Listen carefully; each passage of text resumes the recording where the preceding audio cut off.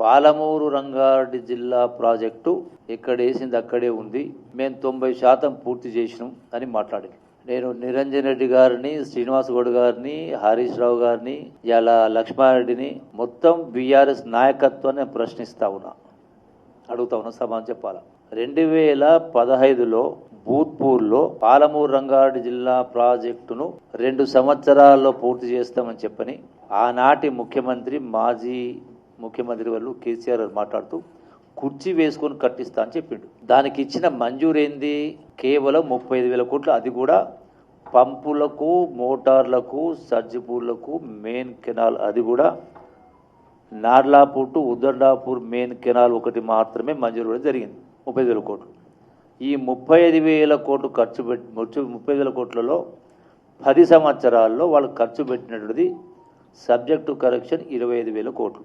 అంటే 8 లక్షల కోట్లు అప్పు చేసి ధనిక రాష్ట్రాన్ని మీకు అప్పచెప్తే 8 లక్షల కోట్ల అప్పు చేసి అయినా కూడా 10 సంవత్సరాల్లో 1,00,000 కోట్లు అయ్యే ప్రాజెక్టుకు మీరు ఖర్చు పెట్టింది 25,000 కోట్లు ఖర్చు పెట్టింది. 25,000 కోట్లు ఖర్చు పెట్టి 90% పనులు పూర్తి చేసిన మాట్లాడిన ఎంత గొప్ప అవగాహన ఉన్నట్టు. ఇప్పటికీ అసలు మెయిన్ కెనాల్స్ కానీ, డిస్ట్రిబ్యూటర్స్ కానీ, మైనర్స్ కానీ ఏ ఒక్కటి కూడా మంజూరు చేయలే. చేసిన దానికి 30,000 కోట్లు 35,000 కోట్లు మీరు ఖర్చు పెట్టింది కేవలం 20,000 కోట్లు.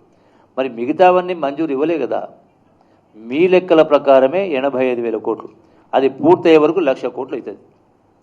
ఇది పాలమూరు రంగారెడ్డి ప్రాజెక్టు సంబంధించినటువంటి పిఆర్ఎల్ఏ స్కీమ్ సంబంధించి. మరి ఇదే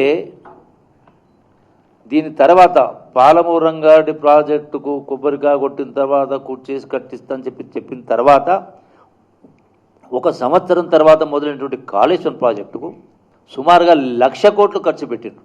సుమారుగా 160-170 టీఎంసీల రిజర్వాయర్స్, ఒక్క మల్లన్న సాగర్ 50,000 టీఎంసీ. ఎక్కడ పోయింది మీ పోరాట పటిమ? గొప్ప మాటలు మాట్లాడినరే, ఎందుకు చేయలేకపోయినరు? అవగాహన రాహిత్యమా, పోరాట పటిమ లేకనా, పదవులకు ఆశపడి భయపడి అడగలేదా, చేయలేదా?